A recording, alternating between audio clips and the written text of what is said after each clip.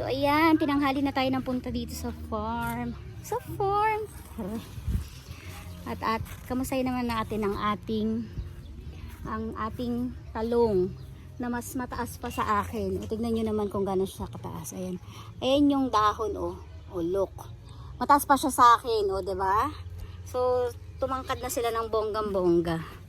Tumangkad sila ng bonggang-bongga. Ayan, so pakita ko sa inyo. Tulungan, oh, malinis, 'di ba? Mainit, pupunta sana tayo dun sa ano, sa sitawan kung saan gumawa ng mga balag na. Pero dito muna tayo sa unahan. Uy, nako, dalawa na yung bunga ng ano ko, ng papaya ko, oh, 'di ba? Yung iba, yung isa hindi ko alam ang shape. Ayan na siya, oh. Tapos itong malaki, 'di ba? Punta naman tayo sa ating mga yung kamatis, lumalaban. Pero ganun pa din, nangulot na talaga siya. Hindi ko alam po anong gagawin diyan. Wala na, nangulot talaga siya. Baka mahirapang. Ay, pero nabuhay yung tinanim mo, oh. Na bago. Yan na yung ating pumagapang na ano ba to? Upo di? Upo? Patola? Patola tsaka ampalaya.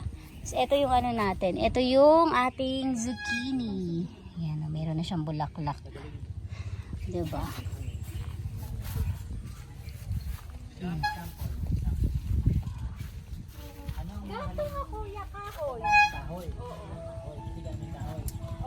Ayan na siya. Ito yung papaya na tinanim. Tinanim na papaya. Let's go to the silihan. Ito po ang ating silihan. Oopsie. O, diba? O, diba? Ang dami na nilang bunga. O, titignan nyo. Ang dami ng bunga. So, lahat sila may bunga na. Ito, kamatis to, diba? Ito yung isang tudling ko natin uli ng kamatis. Tapos, syempre, ang ating siling panigang. Bakit yung, ito late ito. Siya ang pinakamataas, pero late siya nagbunga. Pero the rest, ayan, oh, laki-laki na ito, oh. Mukhang kailangan itong kunin, di? Di? Pwede ko kunin? Siling green, masyado na siyang matanda. Pitasin natin. Ito na siya, oh. Oh, di ba? Ang saya! O, diba? Meron na tayo isang siling panigang. Gagawa pa naman ako ng gagawa ako ng sisling tofu. Ayan, kailangan na itong kunin.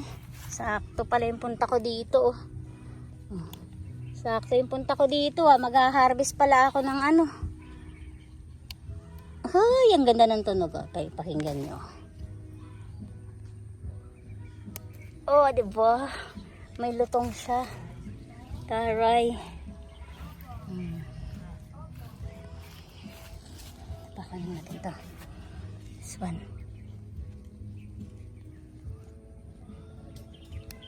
Oh, diba? Aba, saktong-sakto pala yung punta ko dito, oh. Mangunguha ako ng diba? Diba?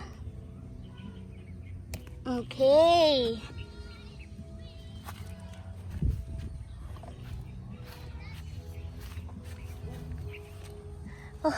Yung ating bell pepper. Ay, grabe. Hala, natuwa naman ako dito. Wait nga lang, bababa ko yung aking payong. Ay, grabe. Natuwa naman ako sa bell pepper ko. Ang ingay ko na naman. Sorry. O, diba? O, saan ka nakakita niya, no, sister? Ate Arlene, look. Tignan mo naman tong bell pepper natin. Ang ganda. Nakakatuwa. O, yan pa. O. Walang laki. Pwede na itong kunin. Alang galing.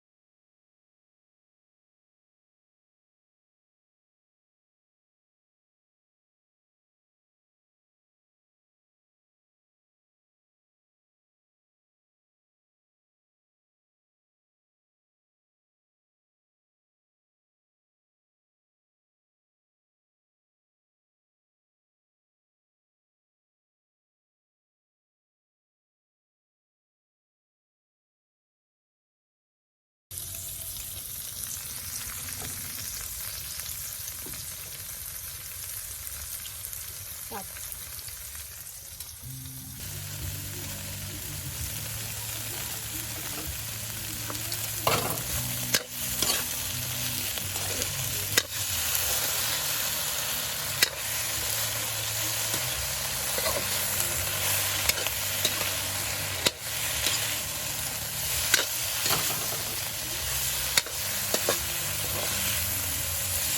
Isa.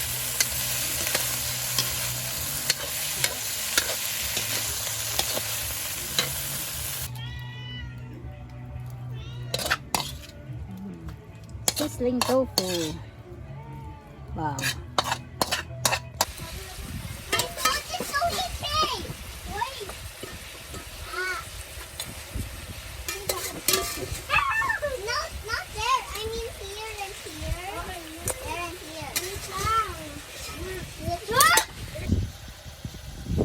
Diba? Tapos meron tayong dragon fruit from From Korea. from Saint Isabel. Pero may kaya naman kay ate.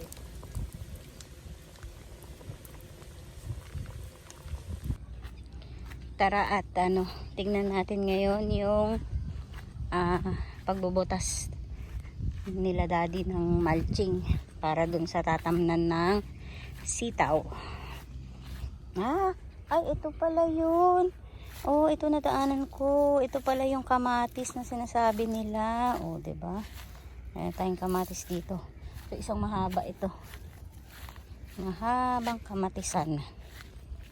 Ayan. Kung mapapansin ninyo, walang bunga ang ating talong kasi pinitas na muna nilang lahat kasi nga gawa ng nung tinanggal lahat ng talong dito sa sitawan, lumipat dito sa unahang parte ng talungan yung mga uod. At ayan, so ayan na siya. Ayun, ang ganda ng mulching Ang ganda ng mulching nito. So tataniman natin to ng kamatis. Ayan. Ito na ang ating magiging sitawan. Ayan, nagbubutas sila ngayon. Butas ito para saan? Tatanim mamaya. Para sa sitaw. Okay, butas para sa sitaw. Tatanim tayo mamaya. So ayan siya. Ayan. Ganyang kalalim. Ayan, binubutas sila isa-isa. Para hulog-hulog. Tapos lagay lupa.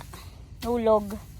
Lagay lupa. Tagdadalawang buto ang ihulog. Oh, buhay ito oh. Pag to hindi lalaki yan. Bibigyan tayong bunga niyan. Oo, lalaki yan. Kaya ano na to, intercropping na rin ang labas niya. Pero hindi niya siya pwedeng palakihin. So ayan. Pag lumalago babawasan. Hahabol tayo sa sitiwan dun sa kabila, kila August. Ang ganda ng mulching natin dito sa kabila. Ito ay gagawin nating kamatis. Ang ganda ng kamatis, oh, sandiretso. Kamatis na lahat to?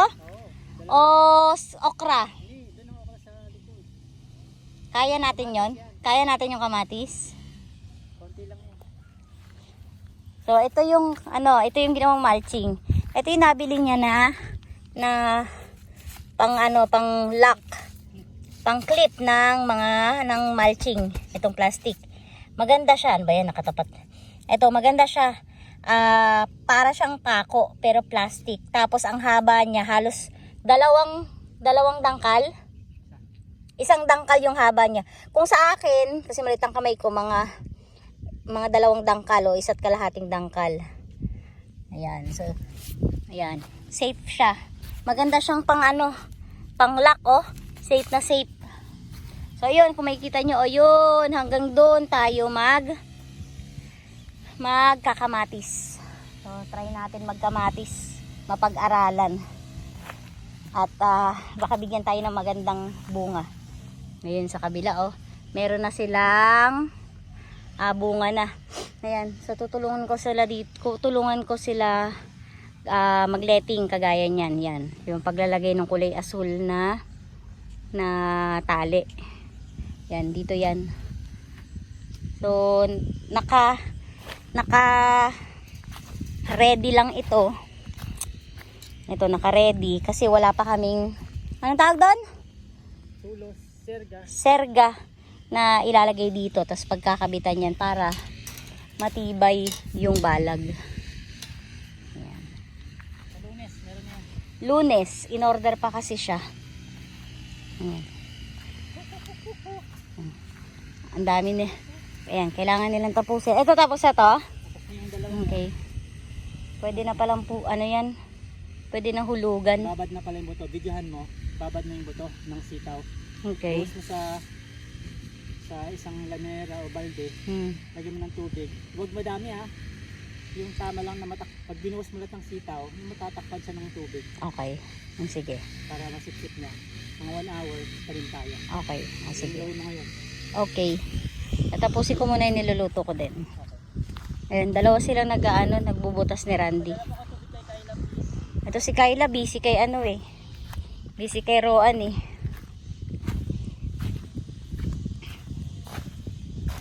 Ayan. Balik na muna tayo sa kubo. So ayan, since na ready na yung yung mulching doon, yung taniman, itong meron tayo dito East West Seed Galante, ang kanyang variety ng sitaw. Ibababad natin siya. Ibababad daw siya sa tubig. Kahit isang oras, sabi ni Daddy, bago natin siya itanim. Ayan. 1 kilo to. Yan, 1 kilo. Ano ba yun? Ayan, 1 kilo siya. Lalagyan ko siya ng tubig. Enough lang para matakpan sila. Hindi yung lulunodin. Hindi, enough lang para matakpan sila. So ayan, lagyan natin siya ng tubig. Tubig. Here.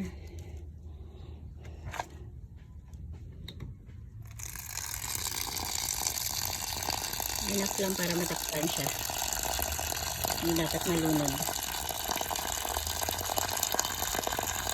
Okay. Okay.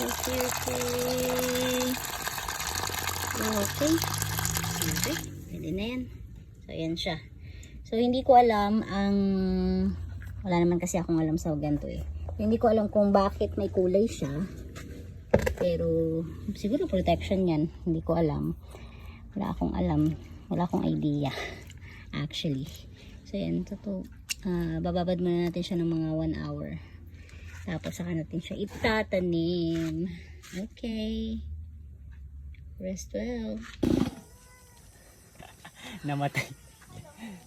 So, gabi na, mag-spray tayo pero namatay. Bubuksan ko muna yung makina.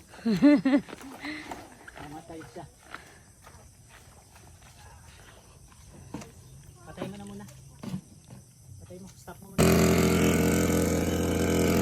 Sige na, umayos ka na. So, dapat hapon na mag-spray tayo. Kasi na yung mas magandang oras na mag-spray. Nandyan yung mga peste.